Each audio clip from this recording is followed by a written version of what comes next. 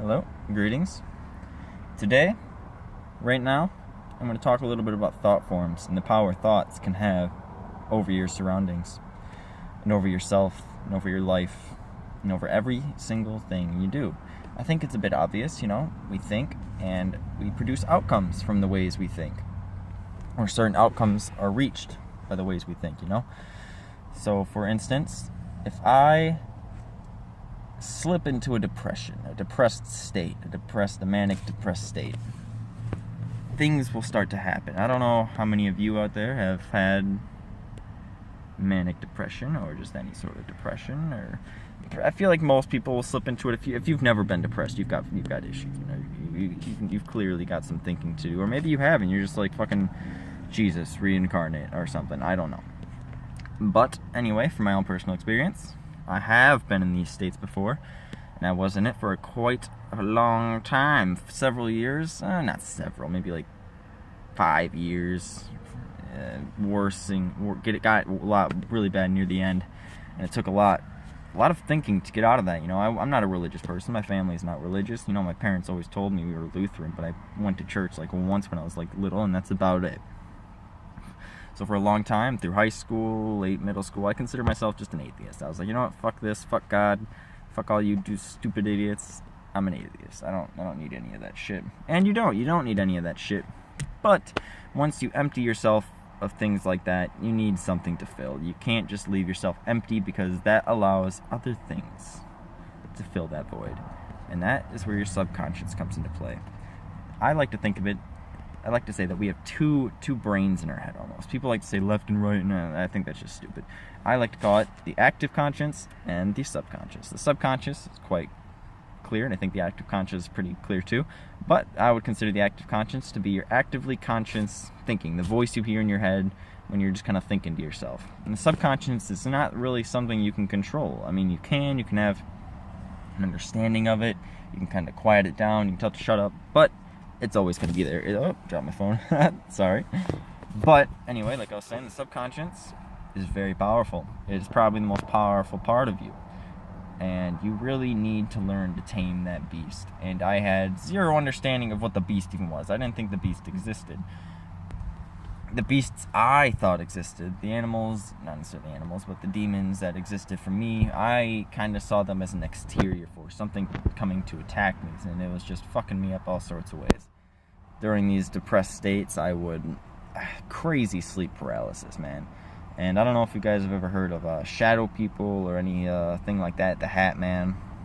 These are archetypes. At least the Hat Man's definitely an archetype, and I believe he may actually have some genetic disposition that people from the past may have created, and it kind of slipped. I don't know, maybe your genes can code thoughts you have, like, because I like to see it as like when you're having thoughts, all of these thoughts go somewhere. There is something listening to these thoughts, and they kind of get uploaded to this big cloud that everyone is connected to. If you're not connected to the cloud, you're a lizard. But or the lizards control the cloud. I don't know, but I like to see it as that. Every thought you have, every inspiration that you have come up with, every original idea gets uploaded.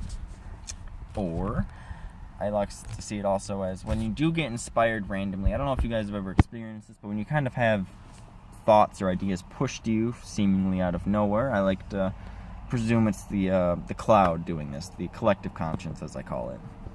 The cloud that everyone is connected to can inspire you, and some people like to channel, they like to meditate, and these are great ways to get in touch with the cloud. When you meditate for long periods over an extended amount of time, and I'm talking days and days and days of practice, more than days and days, weeks and weeks, and probably months and months. I've only been doing it for a couple months, on and off, but I'm getting there, I'm getting better at it, and I'm starting to finally see what these crazy gurus and shit were talking about. When you get to that certain level of nothing, it stops being nothing and it starts being something. It's not you. It's definitely not you. It's I mean, it is you, but it's like things get pushed to you. Thoughts kind of bubble up to the surface, your active conscience, and there's nothing you can do about it. You can quiet your active conscience, and that's what meditating would be. I have a very hard time quieting my subconscious. That just likes to fucking rant. all day long, all night long. It does all the fucking time. Mostly about just random garbage shit going on around me. And it is helpful in some situations, like when I get into like dangerous situations, or my adrenaline gets pumping, my subconscious and my like active conscience meld, and I'm just like on hyperdrive, ready to accomplish whatever I have to accomplish. But on your daily life, you're not going to be in those situations very often. So it's good to learn how to control your subconscious, so you're not just overwhelmed by all these crazy ideas you have. I know a lot of people don't even fucking think about these things. They just kind of push it below the surface, block their subconscious from having any access whatsoever to their life, or at least they lie to themselves and tell their active conscience, or with their active conscience, just kind of like, oh no, this is fine, everything's fine, I'm just kicking along, everything's all right. I mean, just continue flipping burgers for the rest of my life, or shit like that. Not even just that. There's probably a lot of people in high power positions who are like this. Not so many, because I do believe you have to have an understanding of things like this, thought forms, the power that our thoughts can have to really prosper in this world. So, when you look at a lot of famous people, like Elon Musk or Donald Trump and shit like that, they don't sleep a whole lot. And there's a lot of reports saying that people like this, CEOs, high-end politicians, they do a lot of channeling, presumably to get some sort of connection to this collective conscience. They might not call it that. They might call it some other shit. I don't really know. But even guys like Tesla, they say their ideas were given to them.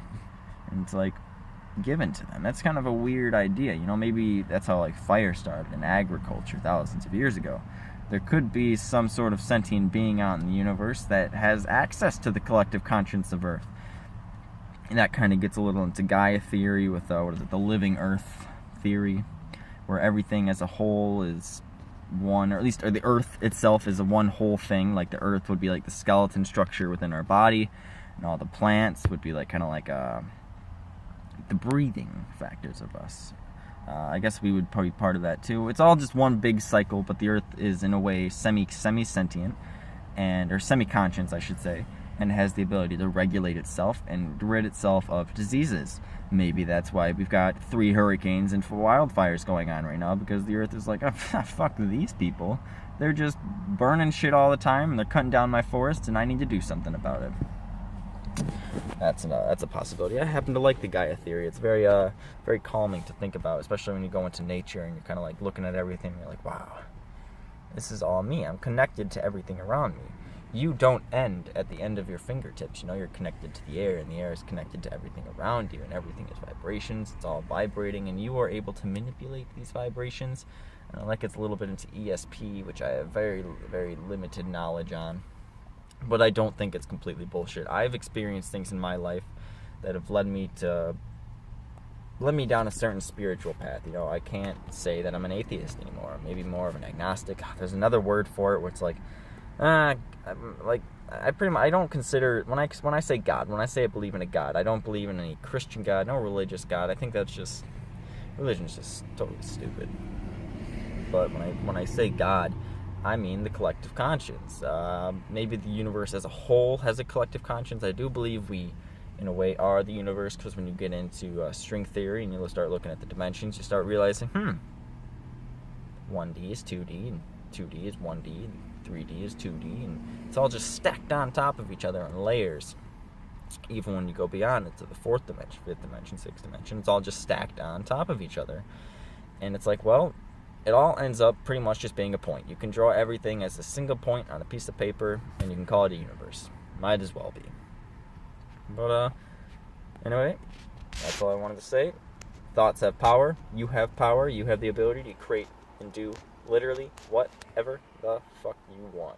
If you want to be a top-class surgeon, it might take a lot of effort, but you can do it.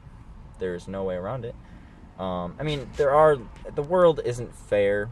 So not everything is going to be equal. No one is born the same. Most people are not born with these special abilities. They gain them through rigorous training, rigorous study, rigorous academia. They work hard to get where they are. People in high positions work hard. That doesn't always mean they they work hard for other people. Usually it means they work hard for themselves and are willing to do whatever they have to do to get to it, whether that means bribing politicians to get, or lobby politicians to get what they want, or kill off a couple people, whatever it is. You work hard. It's not easy to do that stuff or to get into those positions.